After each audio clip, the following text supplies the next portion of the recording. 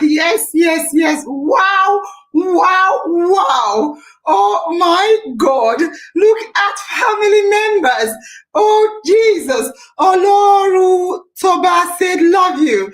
Wow, wow, wow. Oni said, is giving us love. Wow, Oluwakemi is dancing with me. Mohammed said, good evening, ma.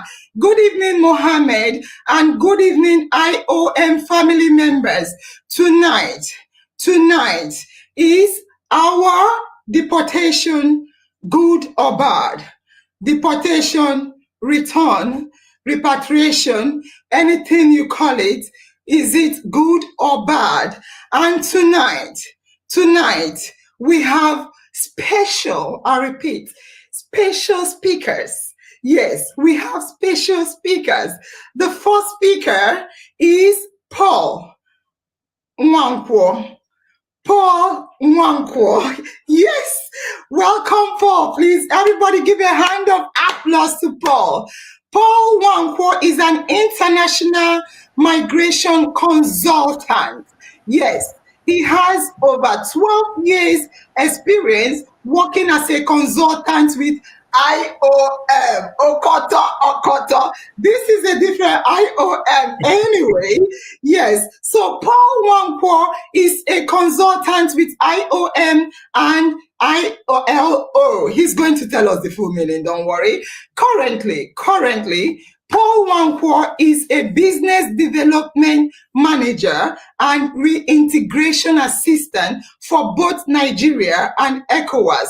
Please give a hand of applause to Paul. Yes, so they are clapping for you and they are welcoming you, Paul. All the family members are welcoming you. And fans, guess what? We have a second speaker. Yes, we have Dr. Prince Joel. Dr. Prince Joel is a barrister, or what is a barrister? However, currently, he's a legal entrepreneur. He's an immigration consultant, and he is a real estate investment coach. Koto. You see, we have sourced for the best of the best. We have sourced for the best of the best for yourselves because we are the best. So Paul, Dr. Prince Joel, in 2018, he received a recognition award from the British and Nigerian Law Forum for his innovation in law. Please, fams, can you give a resounding welcome? Yes, so Jane, I said yes. Give a resounding welcome to our guest speakers. You are very welcome. And Patience says, shout out to Dr. Prince Joel. Oh my God, they are all welcoming you. Oh, Angela is Modupe Comfort is clapping. And let's see what Lola Joy said. Dr. Prince Joel, you are warmly welcome to the family. Tonight is going to be a great night, trust me.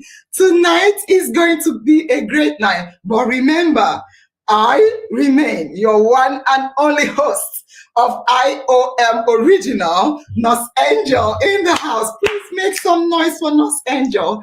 Yes, so what's happening to Dr. Joel? So, family, we will straight away dive into tonight's talk show. Yes, we will straight away dive into tonight's talk show.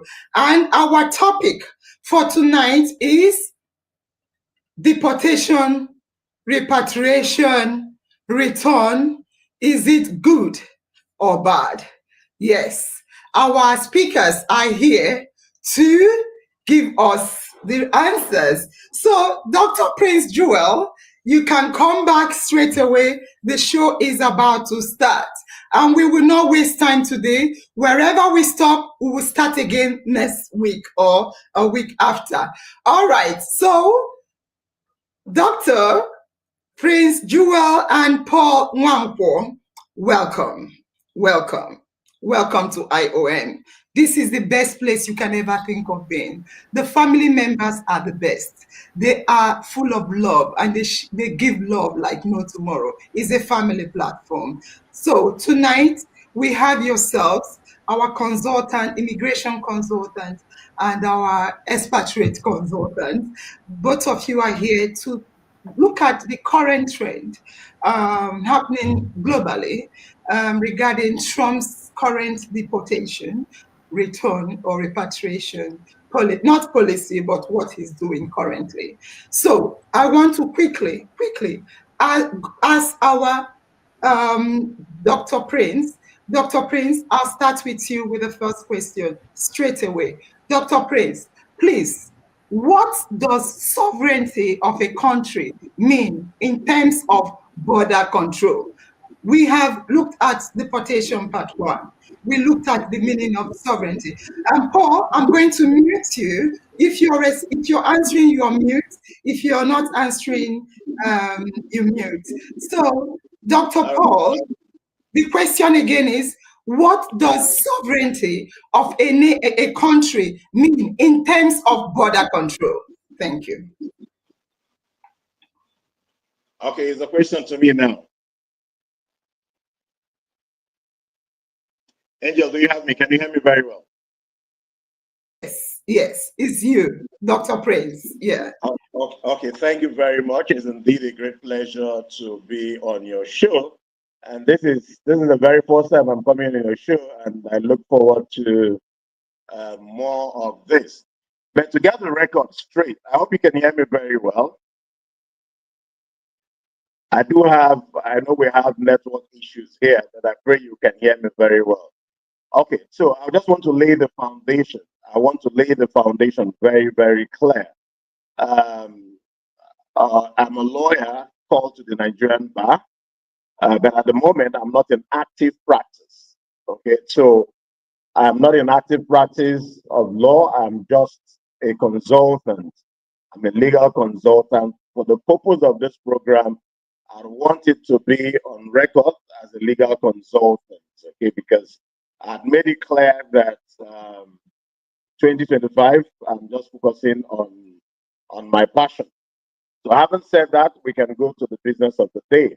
So you refer to me as a consultant, I'm more comfortable with that. Going to the business of today, you said, what is sovereignty?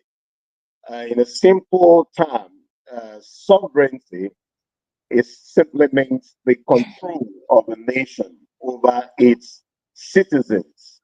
Okay, it simply means the control of a nation. You can call it the supremacy or the supreme power of a state or a country over its citizens. I think that's the most simple way to explain sovereignty. All right. All right. Thank you very much.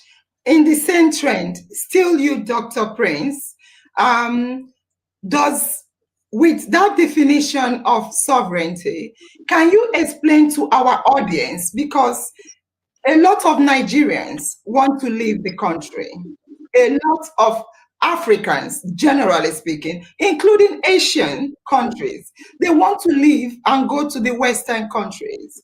Can you explain to the audience what authorized and unauthorized migration mean? What is the meaning of authorized and unauthorized migration? Just giving them a hint of what to know in case they want to travel. Okay, so basically, when you talk about authorized migration, you can also explain it as legal migration and legal, I'll put it this way, legal immigrants and illegal immigrants. Legal immigrants are those foreigners who came to live in a country through the right way, through the legitimate way. Okay, while the illegal immigrants are those who are staying, it's an offense, a criminal offense, are those who are staying in a country illegally. So if you have gone through the process of being admitted into a country to live and work, you are referred to as legal immigrants. while the illegal immigrants can be seen as those who force themselves into a country illegally to reside in that country. So when you place it side by side, you have the simple meaning of authorized and unauthorized migration. Thank you very much. And I want to thank you particularly how you are answering the question straight away, because we are really going to manage time today. Still on you, I will come to Paul for the fourth question. Because you talked about criminal act with unauthorized, or as you defined it, illegal migration. Does You said it already, but I want you to throw a bit of light on it. Does entering a country illegally constitute a criminal offense in certain cases? You've already said it, but I want to hear you say it again. Now, I'm not talking about criminal acts of stealing, murder, theft. I'm talking about the mere fact that someone enters a country unauthorized, have not sought asylum, did not register with the country, you just sneaked into the country. Does it constitute a criminal offense? Absolutely. It's a criminal offense and it's punishable. Depends on the terms of the jurisdiction. So when you enter into a country illegally without going through the due process, you are seen to have committed an offense. So yes, it's an offense. It's also punishable. In the US, it's prohibited, and they have the laws that strictly punishes you for coming in. However, the immigration laws in different jurisdictions have made provisions on how you can regularize your stay. For example, you've gone to a particular country to you've gone to a particular country to study with a student visa, and you now choose or want to Sorry, stay back. I will cut Okay. you there. I will cut you there. We are not talking about authorized migration here now. We will do Mm. more as weeks go on. I want to bring you back to the topic of discussion. The question was on unauthorized sneaking in, whether it constitutes a crime, and you said absolutely that it does constitute a crime. So if you want to talk about legalizing, I'm talking about, when you go on a visit, you're authorized. On a visa, you're authorized. On a tourist, anything authorized is not what we are looking at right now, if you don't mind. So we have time to talk about the topic of discussion. We'll go into a lot of immigration matters because the family members want to hear that. So I will say thank you, and I'm going to mute you. Dr. Prince, thank you very much for your responses so far. Now, Paul, Paul, you heard Dr. Prince's answer, and I saw you smiling. Now, I'm sorry, Paul, the question to you is this: is it acceptable? I know you're a human rights activist. Is it acceptable for a country to determine that unauthorized, listen to the key word here, unauthorized migrants are illegal following the definition of a sovereignty of a state that has the right to protect their border, to constitute their laws? Is it acceptable for unauthorized immigrants to be categorized as illegal? Thank you very much. You can hear me? Absolutely, yes. Thank you very much. Um, First of all, let me put on record I consult for the International Organization for Migration, the UN Migration Agency. I also consult for International Labour Organization, ILO. And currently, I'm working with a Brussels-based EU Migration Management Organization, IRARO. So I've put that on record. Yes, if you look at from just taking it from where my colleague just stopped, if you look at what is going on, the problem has been balancing national security, law enforcement, and human rights. Is a very delicate balance. The truth of the matter is that migration is a human right. The the right you have as a human being to move from one place to the other. It could be across border, which we now call international migration. Now, it could be regular, which is the one that is authorized, going through visas, going through authorized channels and all that. Now, it could be irregular. Then under irregular, you can have forced migration, where you have internally displaced people and refugees. Now, before they become refugees, because you have refugee convention, before they become refugees, they are first asylum seekers. So they apply for asylum. Now, entering a country, because a country has sovereignty, the primary definition of a state as a human association that monopolizes power within its own sovereignty. So for the fact that the country has right to protect its sovereignty, its borders, breaching those borders, coming through unauthorized ways, we in the human rights community, in the international migration community, we choose to refer to it as irregular migration instead of illegal, because moving in the first place is not a criminal offense. But the way you do it now, by the time you are inside that country, you have no genuine reason why they should regularize or why they should leave you. Then this is when you become, by the laws of those countries, you are illegal and you have committed an offense.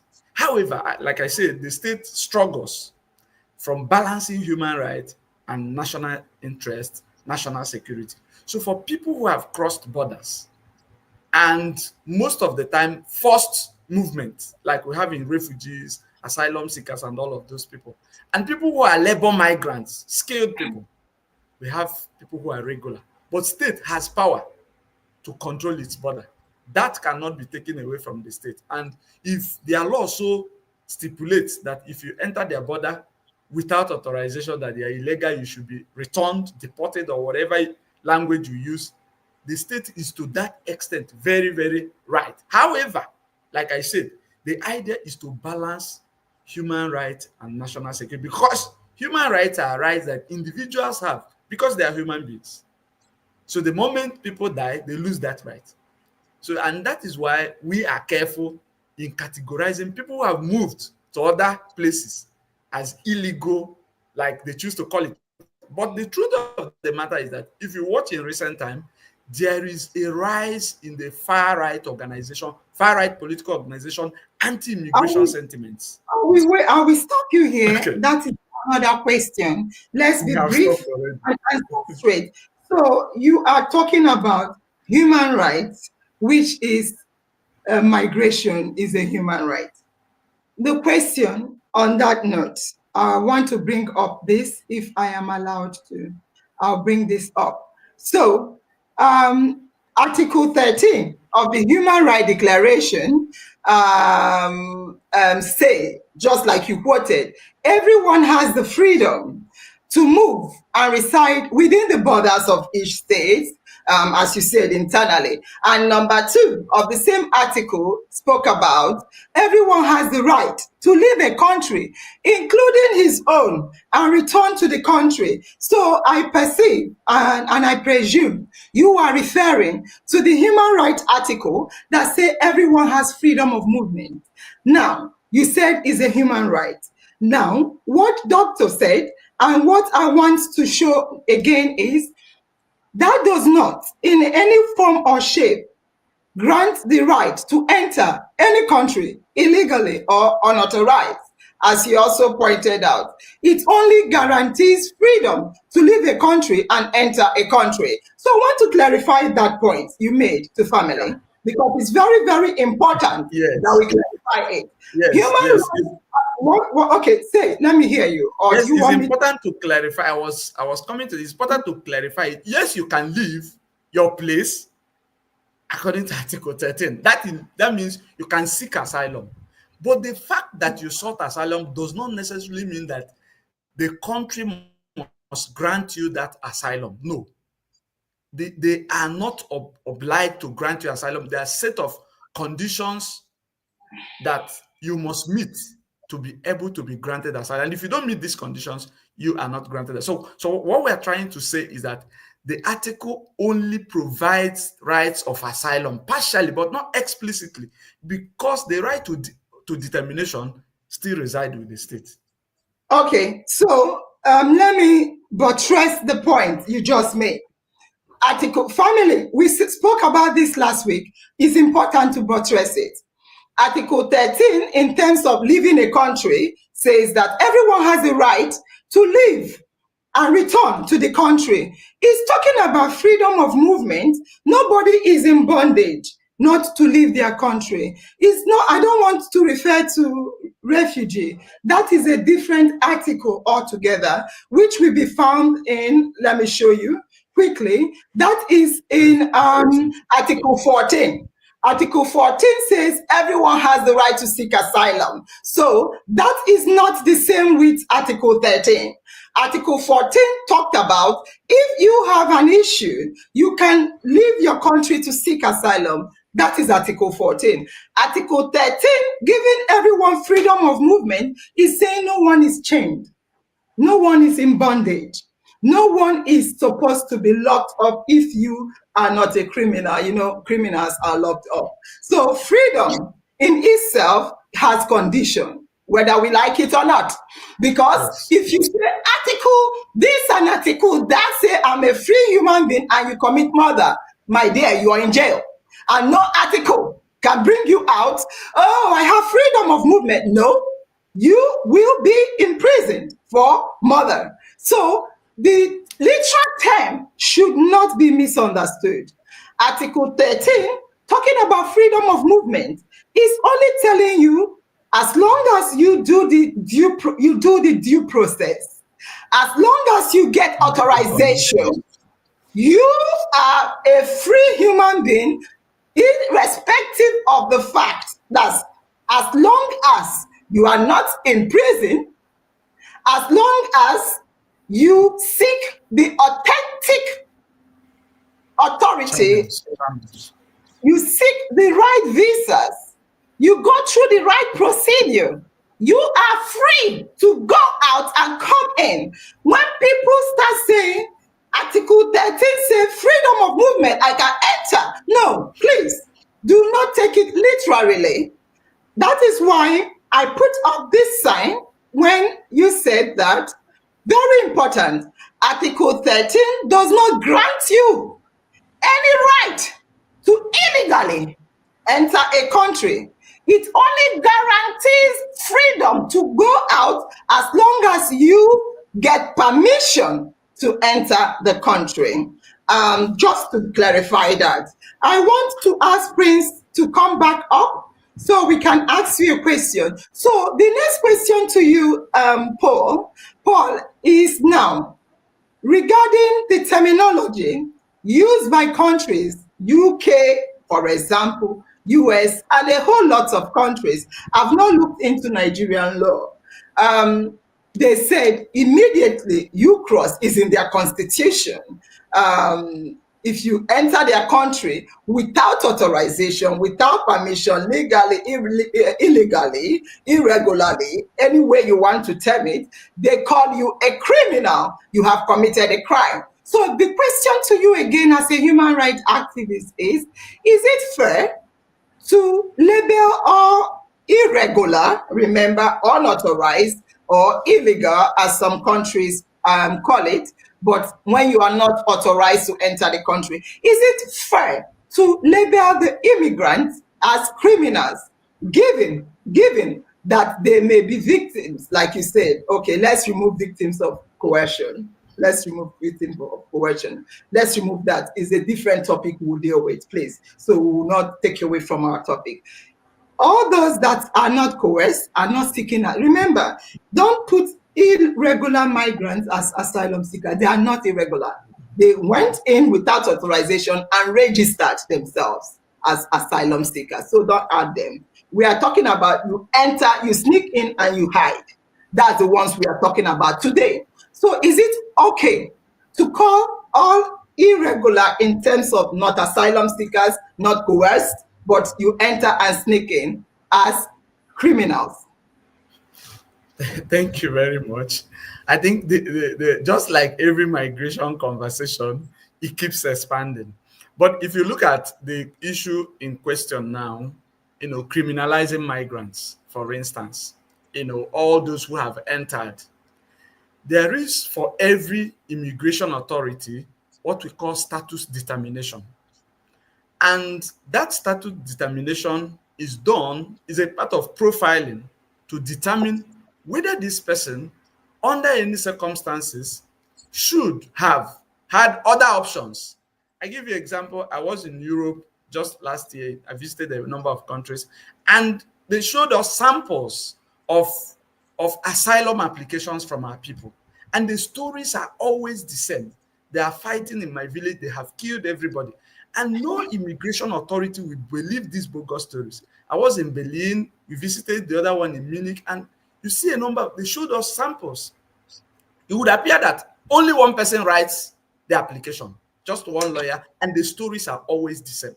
And when these are rejected, and because there is mixed migration, where you have those who are seeking, who are asylum seekers, those who are, escaping crime from their own country, for instance, those who are also being persecuted for political opinion or whatever, or those whose maybe sexual minorities and other issues that are prevalent in their own country, or they are actually escaping conflict. It is not completely right to categorize all of them as criminals. Paul, before I asked you this question, I said take away. I've taken away. And I'm saying it is wrong to criminalize all of them, put all of them in one basket and call them criminals. Status determination actually is what determines. But again, crossing anybody's border breaches law. You see the balance? I don't see the balance.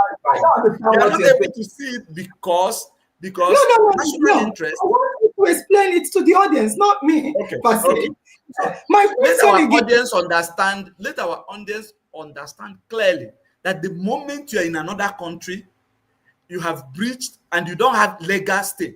Maybe you went with a visa or Mugo visa and you have overstayed. You're already in breach.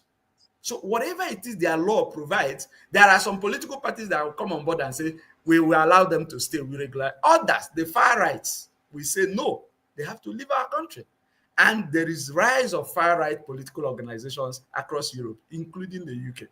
So I don't know how this anti-immigration sentiment that is almost in the Western world currently is going to help the migration, the pressures, the push factors that are sending our people away, the reasons why people want to migrate. So we will come there. So, yes or no, is it proper? Because like Dr. Prince defined sovereignty of a state or nation as the supreme authority, he used the term supreme, to guard and determine and safeguard their citizens and the border. And they also, in safeguarding the border and citizens, they also make laws. And the laws, he says supreme, meaning whatever they do is acceptable. But you're saying as long as you're concerned, it is not correct to say that an illegal or irregular or unauthorized that came in without authorization and did not seek for I'm talking about remove asylum and everything, you say it is wrong for a country to determine that the illegal, irregular, unauthorized are criminals. You say it is wrong, yes or no? Within the context of the particular country's law, it is right for them to say these people are illegal immigrants. But when you go further to think about status determination, that is where we in the human rights community say you cannot say everybody is a criminal. Thank you. You clarify that within the supremacy of the country's law, it is right. Oh, thank you very much. I just wanted, and nonetheless, Dr. Prince, I would like to ask you a follow-up question. Should irregular immigrants be punished as criminals? You've already said, Doctor, you already said that bridging, and also Paul also confirmed that within the context of the country's constitution, in their own supremacy right, that they are correct to determine those people as criminals, even if he doesn't like it. But he is respecting supremacy of law of each country. Now, Dr. Prince, the question to you is this: should irregular immigrants be punished as criminals, or should they have a seamless pathway to return home? Dr. Prince. Okay, I do not think that it is proper to punish them because there's an underlying factor for that. and that constitutes the reasons for what we call the irregular migration or irregular immigration. Now, poverty, hunger, conflict, lack of access to healthcare, there are several reasons why people embark on this. And so for me, I will not find it very comfortable to say that they should be punished, if I understood your question very well. Okay. Let me see if I'm unmuted. Yes, I like the way you just go straight to the point. I asked you whether it's proper because they are criminals, and every country has laws guiding the criminal act. Like Yeah. if you're a criminal, there are things that can be done to criminals. You said once you already confirmed that they are criminals, you are not happy that they should be punished as criminals. Yes, that's what you said, because you're giving, like Paul was trying to look at different status of irregularity. I said let's stick to this particular one because we'll be meeting often to look at different status of irregularity. Now, Dr. Prince, you said yes, they are criminals, and I know Nigeria have criminal law, and you said no, they shouldn't be punished. So the question, and in your answer, you're saying there are underlying factors, hunger, this and that. The question now is this, Dr. Prince, who fault? Who should look into that hunger, poverty? Is it the original country or the destination country? How does it consign? You said, oh, look at the reason. Oh, because they are poor. Oh, because they are hungry. Oh, because economy, like Paul said, some people say they've killed everybody in my village. So how does that consign the destination country not to punish you as you broke their law? Is to blame? Is it the country of origin or the destination country where you sneaked into? Dr. Prince. Now, the question whether it's the destination country or the country of origin to be responsible for the hunger and the reasons for the irregular immigration. Now, I'm trying to look at it from both countries have role to play in the circumstance, and is a technical question because the laws of the destination countries cannot be changed. Okay, the law says that if you overstay, this is the penalty. The laws are well stipulated; they are already there, and all the destination country owes is the enforcement of these laws. Am I right? The enforcement of these laws. Now, if we want to look on how to curb it, then the origin country has a lot to do to improve the economy, to improve their healthcare system, to improve the same reasons that make people to migrate to other countries. Okay, so it's more of the origin country. Unfortunately, the origin country cannot do beyond what they are doing now. Of course, there's room for improvement. There's room for it's been a question of advocacy. All over the world, people are advocating for better life, for better system, which is the main reasons why people are migrating. We'll call it Jackpa. Why everybody is Jackpa? Because there's poor healthcare system. There's hunger in the land. There are no jobs and all of that. So whether it is the destination country or the origin country, I feel that the two countries have responsibilities. One, for the destination country to improve the lives of people and give them a better life, a meaningful life. Sorry. Repeat. You say for the destination. So if I now illegally or irregularly or unauthorizedly go to UK, what did you say their responsibility is? Continue. I want to define the destination country. Continue. No, I'm saying yes. The laws are well stipulated. The enforcement of the laws are for the agencies to enforce the law. And so if for any reason the laws are violated, the laws are breached, there are consequences. And those consequences cannot be waived except there is pardon. So it goes back to say that the origin country has so much to do. However, I still believe that the two countries have a significant role to play in the circumstance. Okay, thank you very much. And I see you. I see you nodding your head.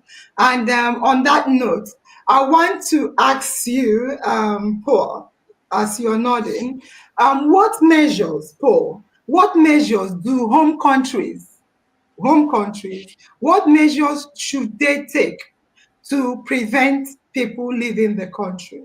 Let's talk about home countries because you're nodding your head when you say, Origin countries, origin yeah, countries. And yeah. I want to say these are products of the global inequality. As long as there is global inequality, the, the differences between the global north, the developed world, and the developing world, the global south. Once these differences continue to exist, in fact, the international community has continued to recognize that this is one of the major factors driving social drivers of migration. Because, of course, even the irregular migrants provide cheap labor in the destination countries.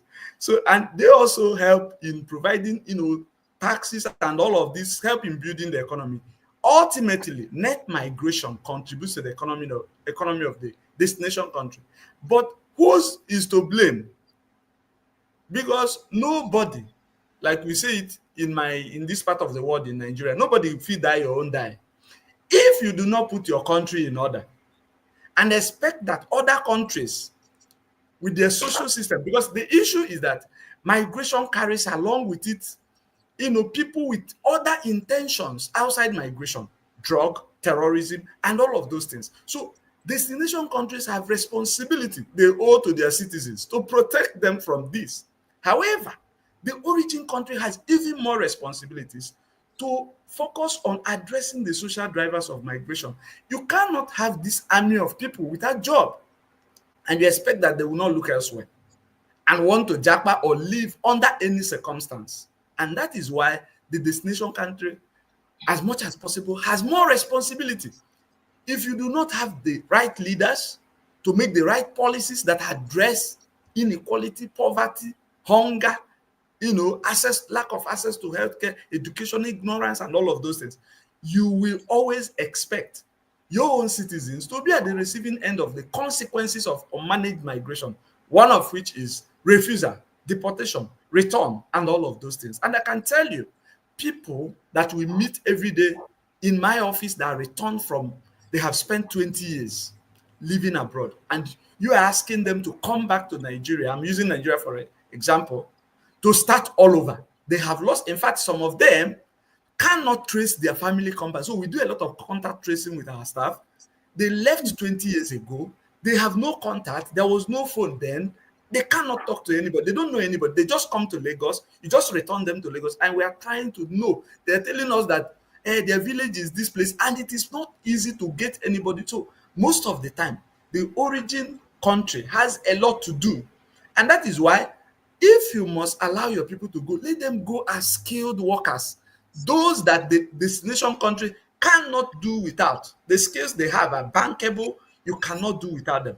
And that is how you make this migration easier for your people. Make integration into the destination country easier for them so that they don't just go run around the street trying to escape from immigration and all of those things. And eventually they are deported. And when they're picked up in the street and put in the next flight to come back to their destination country, they leave behind everything they have worked for. And some of them come down to Lagos. As they're coming out of the plane, they just break down. Nigeria happens to them. And you begin to see that this person, one of them will tell me, brother, it is only an okay person. Now only say I no get paper. It breaks my heart. And they look at their own country. Their country is not offering them much. They don't know where to start again. And I see some of them going straight into crime immediately because they see the country, they see some of this crime as a revenge on society. And that is why the destination country, for me, has a lot more to do. I also believe that the destination country, just quickly, destination country can, if you look at any country that you know that your people are going more to, your people are going more to UK. why not enter into a bilateral agreement with the government of UK so that these people can come regularly? They don't need to go and risk their life in the Mediterranean, crossing the English Channel, trying to get into UK. And at the end of the day, they are picked, kept in a camp, and then from there they are sent back. So, Paul, you are here authoritatively saying that the destination country, for instance, family, he says that America has more to do regarding illegal immigration entering the country, illegal migrants entering the country, than the country itself has to do. I mean, the origin country, the country of origin, where they're coming from. That's what I was talking about. Maybe it was a shift of thought, but it's the origin country where they're coming from. Like I said, nobody will cry or cry. Oh, okay. Thank you for correcting that, because I wanted to double down on the question. So let me ask you again, Paul, because you talked about some people entering the country and breaking down and other things. I wrote something down, which I'll read from in this case. So Colombia government, Colombian president, I know you are aware of what I want to say. Colombia president, when Trump started the deportation or repatriation of irregular, unauthorized, illegal, anytime you want to understand it, the Colombian president initially announced that Colombia will flatly refuse the deportation flights, and they refuse to allow the deportation flights to land in the country. I'm trying to talk about who is responsible for the citizens, whether the destination country or the origin country or the home country. So Colombian president said, Trump, we want to show you what we got. We will not take our people. They will not enter this country. What did Trump do? Simple. Trump responded by threatening. I don't think he did it. He quickly, Trump is a showman. He quickly threatened the Colombian president with a massive tariff. One, listen, massive tariff. One. Number two, he canceled the visa of all Colombian government officials. Get out of our country. Immediately, he canceled the visas of all Colombian government officials. Number three, he closed the Colombian embassy. He closed it. Get out. Since you refuse to take your own people, guess what? Colombian president immediately with the threat of what he's going to do, immediately agreed to honor Trump's demand. And he said, okay, don't worry, I will send my own presidential plane. What? I will send my presidential plane. Well, let me bring the other speaker to honor them in, to receive them as presidential officials. Why these people were suffering? Why did they have to run away and escape into a country and what's not? So the Colombian president have received his people because it's his people. I don't know what made him to say, I won't take them. But if you look at the way he did it, and the reaction to Trump and their immediate turnaround. Colombian country, they like flamboyant, traveling, showing off and what's not. So Dr. Prince, I want to ask you a question on that regard. Well, there is a question I was thinking about. Now, Dr. Prince, this method of Trump, you see, if you Google it, if you check, if you look at history, you will see that deportation is not today's game. It has always been happening in UK, all over the world. Deportation has always been happening all over. But I don't know if Prince, I think, yeah. So deportation has always been happening all over the world. I think Paul's is having issue with his network. Deportation has always been happening all over the world, but Trump is a showman. In his showmanness and he likes to publicize what he does. He's doing it. Everybody is watching deportation, both in chains. Let me show you this. Let me show you. Where is it? 1 minute. Okay. I want to show every family member this. Yeah. So, yes. So this is Donald Trump. He's going with camera, showing people on handcuff, being deported, showing everything he's doing, showing them even entering the military jet, putting them in the military jet, showing it. This is televised all over the world, showing people being deported, and so on and so forth. So he's doing it as a show business. The question to you is, Doctor, do you think that Donald Trump's method of publicizing his deportation drive is a wake-up call to countries? Because people are trying to fight. Is it a wake-up call to countries to start? Because he's shaming and naming countries. If you're deporting people to Colombia, India, Nigeria in masses, what's happening? What? Why are you there? How many Americans are being deported? What's happening? Is it a wake-up call to countries to start treating their citizens well to stay in the country? Dr. Prince. Okay, thank you. The issue of deportation, just like you've used the US and Trump to lay an example, I see more of economic and social, impact. It has its own economic and social impact. It comes with stigma. For me, what Trump is doing is just enforcing the laws that has been in existence for a long time. Trump's deportation and enforcement of laws, just like you said, it has turned to a showman thing.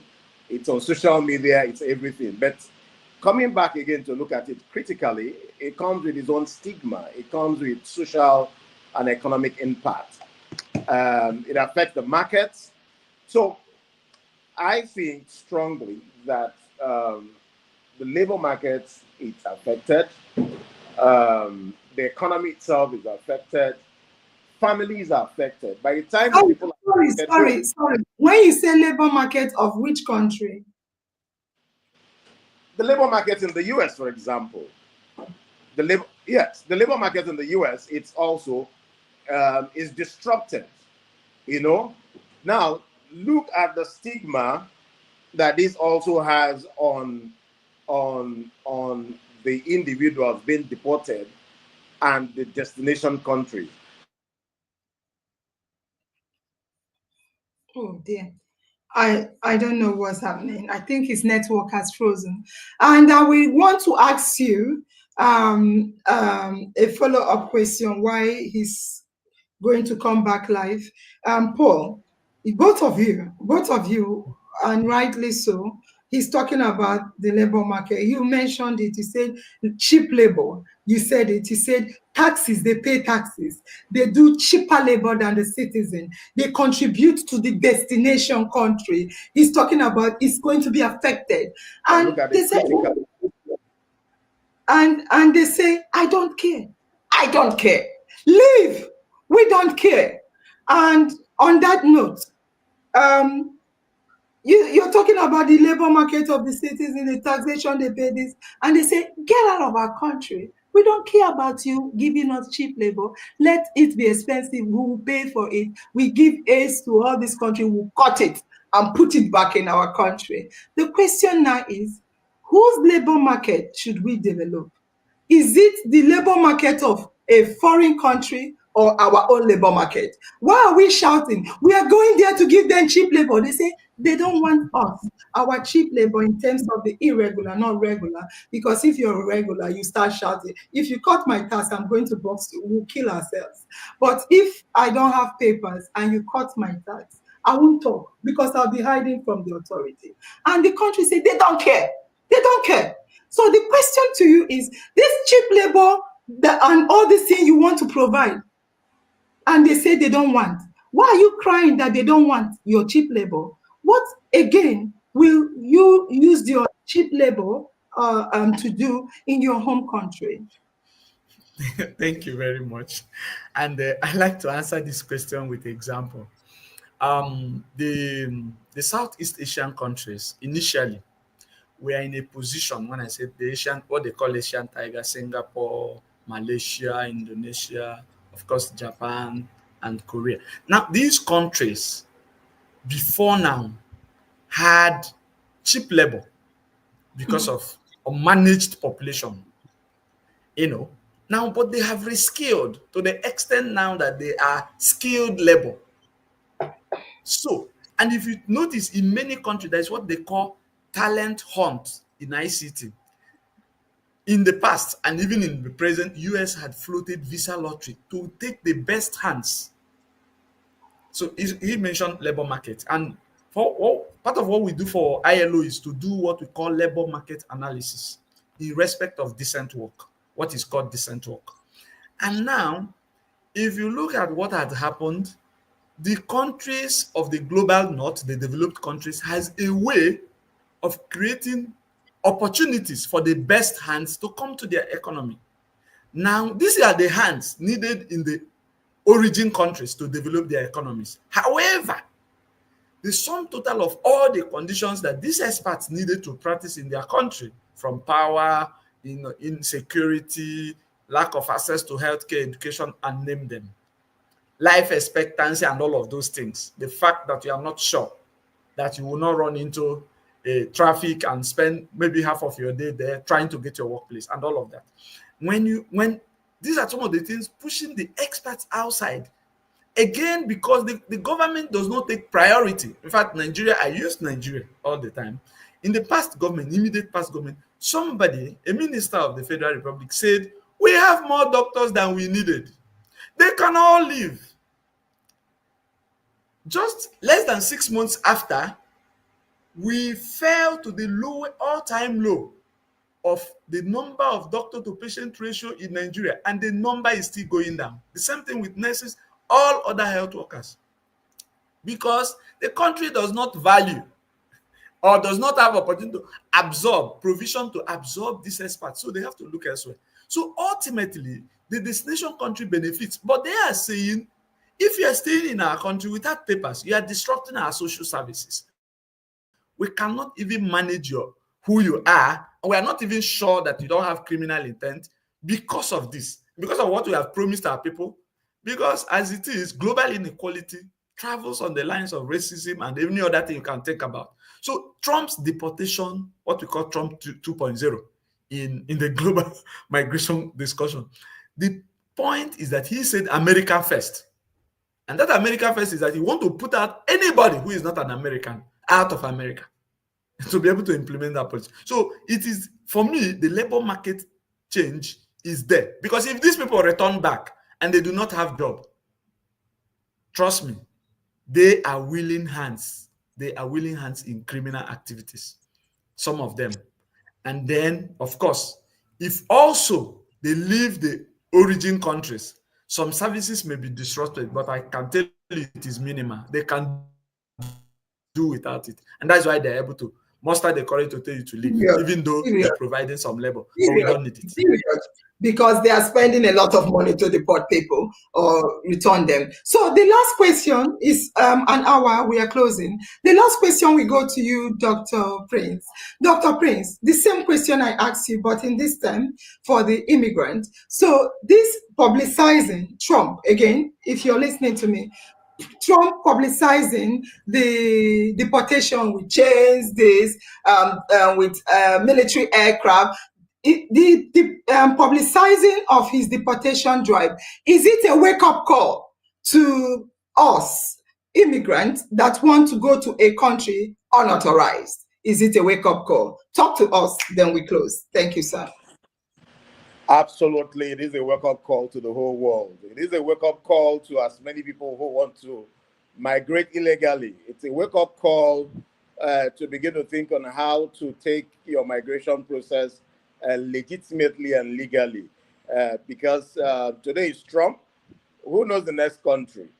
It could be the UK. So in summary, it is a wake-up call. A lot of Nigerians are looking for better life in the US. They are looking for a better life in the US. And so the question is, should we allow the old way to continue?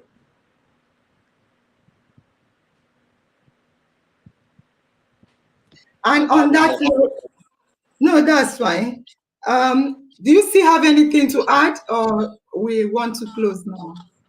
No, of course. I also throw a question back. Should we allow the old way to continue? Fantastic. I don't think we should allow, is a wake-up call, as you rightly stated. And on that note, I will say, who wants to dance with me? Two of you stand up, let us dance to our brother, right? Laugh as you want to laugh. Hope you have kept your phone. I saw you fiddling with the phone. It's time to dance for family members.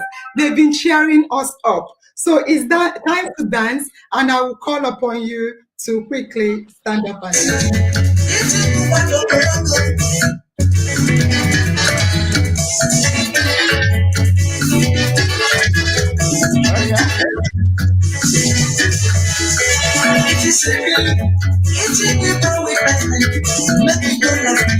I am giving to my culture.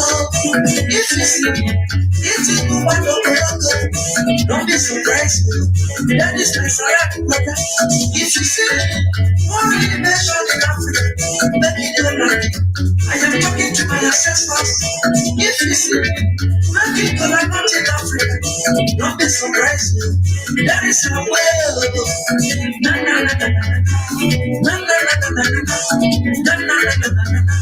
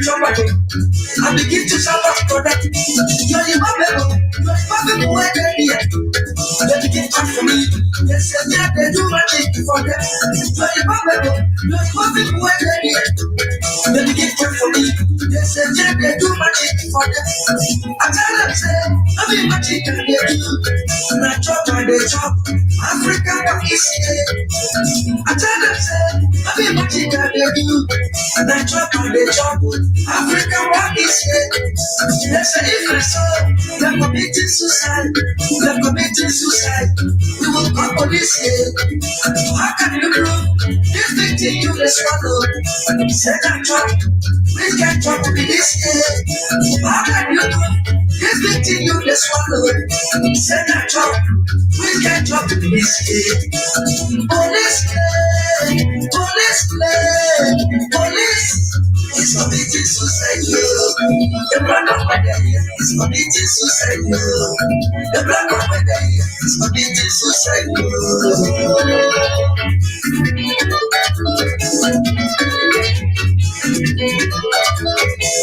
Police, police is committing suicide. The black of my day is committing suicide. The black of my day is committing suicide.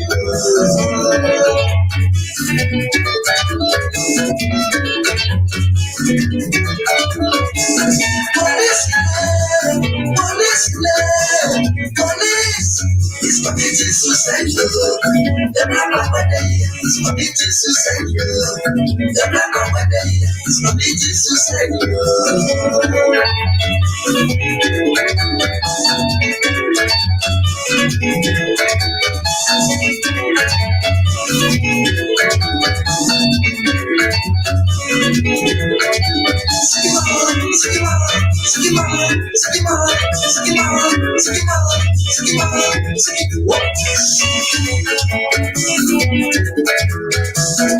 You see, in the part of Africa where I come from, anyone with the truth to sleep before at night, you get as many as time by.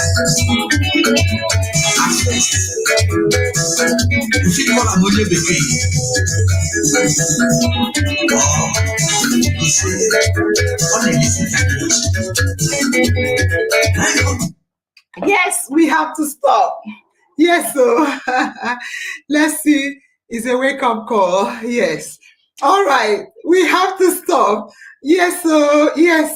Lucia, Ogbono soup, na so sad for Igbo, na so honestly, even the smell of our soup, na suicide for some of them. Modupe Comfort tuning in from our YouTube, which we are going to start launching fully, says so lovely, fantastic. Angela Mohammed said, ever dancing mama, absolutely. Oloru Toba says, nice dancing, and then Akande Patient say, nice dance step. Yes, we have to close. We will definitely be repeating immigration. We will let you know whether we will do immigration part 3 next week or we put a hold, because your own Noel Jonathan, has indicated interest to come for next week. So we will check if we can move Jonathan to the upper week and have them return. These two people are, they are amazing. A big round of applause to our wonderful speakers. And I want to say to you to always remember that in our mind is always in our mind, and your destiny is definitely in your own hands. So family members, the only reason we are showcasing, bringing speakers, sound speakers, widely traveled speakers, high-class speakers, sophisticated speakers, experts in the field to speak to you is to prevent us all from having the issue of disgraced deportation. You need to know that every country is in its own right to categorize irregular, unauthorized immigrants as they so pleases. So please, let this be a wake-up call. Let it be a wake-up call to us wanting to Japan and to our presidents and government officials to know that sooner than later, they will start to be shamed and named if the citizens of the countries are looking for anything and everything to leave their own country, like I did.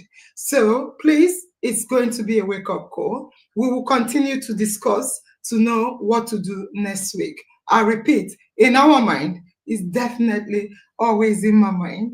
And your destiny is, and my destiny is in our own hands. Bye bye. Bye bye. I love you. I love you. Bye bye.